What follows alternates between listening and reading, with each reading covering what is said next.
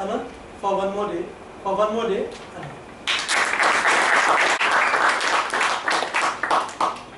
Good morning, fellow Toastmasters and dear guests. Good morning, Anant. This was supposed to be just another pleasant summer morning. You know, the kind when the sun rises much earlier than us and we tend to wake up only with a hot cup of tea by the bedside. This particular day, I woke up with the sound of commotion. But before I could open my eyes and register what's happening around, I had a glimpse. A sea of white-clad people rushing in and out of the drawing room where I was sleeping. I woke up with a heavy head and made my way out, pushing people around. I came out of the front door only to have many more onlookers gazing towards my house. To my utter shock, my maternal uncle, I saw him coming towards us. Again, with teary eyes and white lungs. It all started making sense to me.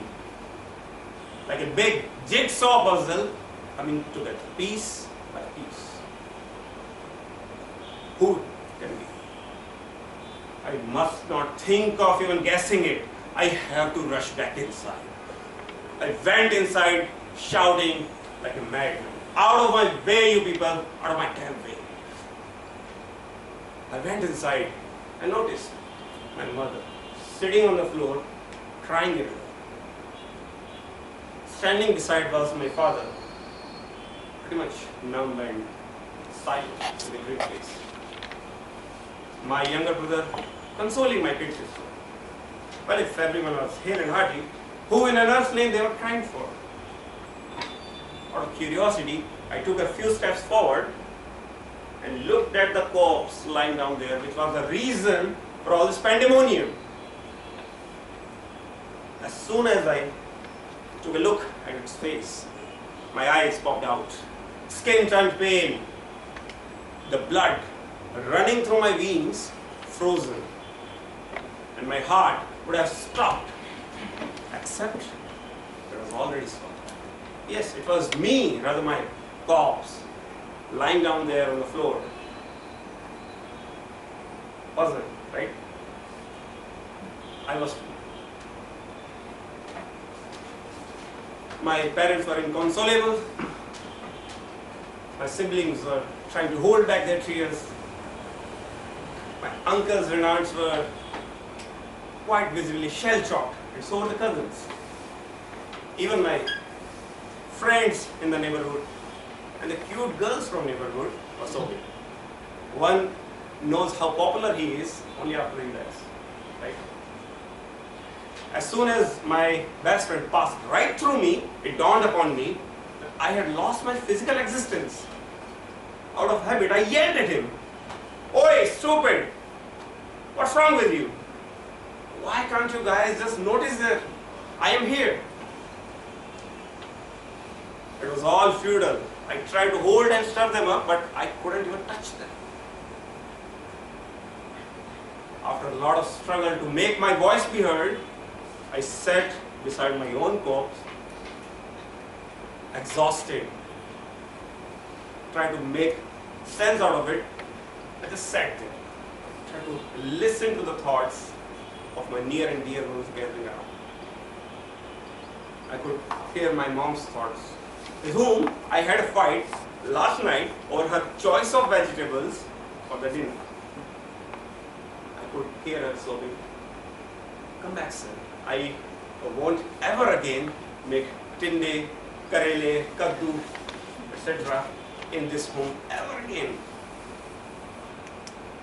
My brother, we don't usually see eye to eye on many topics, and he quite many times doesn't take any of my advice seriously. But I could hear his thoughts. "Oh, bro, I miss you very much. Please come back to our lives. I will do as what all you say. I will even let you watch your channels from your wish list out of my share of TV time." What is deal sweetener? He is very good at bargaining, you know. Online bargaining is a champ. Even in the far remote corner, I could hear the thoughts of my arch enemy from school days. He was praising me that I was a helpful person for friends and foes alike. Was I so deserving? Was I that good a person? If yes, then why, God, why didn't I get even a chance to say goodbye to them? What did I do wrong? As I was cursing my ill fate, trying to make my presence felt, I happened to notice those two weird gentlemen entering the room, making their way right towards me, their eyes glaring like coal fixated upon me. Let me tell you how they looked like. They were wielding a staff, and a sword each, just like Gandalf the Great. And they were wearing old, rather ancient kind of clothes, the kind you see in Raman and Saga TV serials. You get my point, right? So they came right towards me, pulled me out of my hair, and started dragging me away. Powerless, puzzled, and perplexed, I tried to make a resistance. I'm not ready to leave yet. I haven't even spoken to them for the last time. I'm not ready to leave. Leave me, you scoundrel, you sons of beep, beep, bleep. And then there came a loud thud on my head. One of those weird looking sentinels with one strong shaft hit me hard on my head. It all went dark. The next thing I know, I open my eyes on the same sofa in the same drawing room, whereas my corpse was lying around a few minutes before. I woke up from a terrible dream, noticed my mother sitting beside in the same drawing room, chopping off tinde for dinner again, and asking me casually, what in a nuts name you are muttering about? Where did you want to go? I had no answer. I simply woke up from the sofa, I went to her, hugged her, and just had to say this: nothing. It was just a bad dream. Indeed, it was a terrible, terrible dream. But I took it as a warning sign from Heaven's Almighty. Quite often in our lives, we take for granted our loved ones, parents, kids, spouse, friends, families.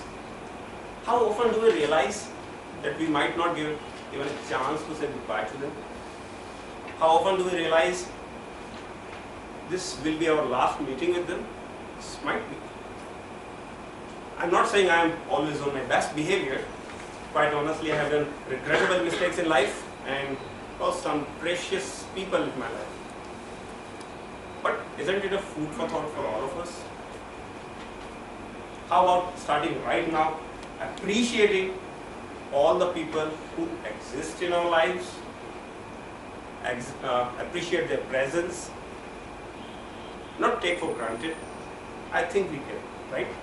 I think we must. Thank you.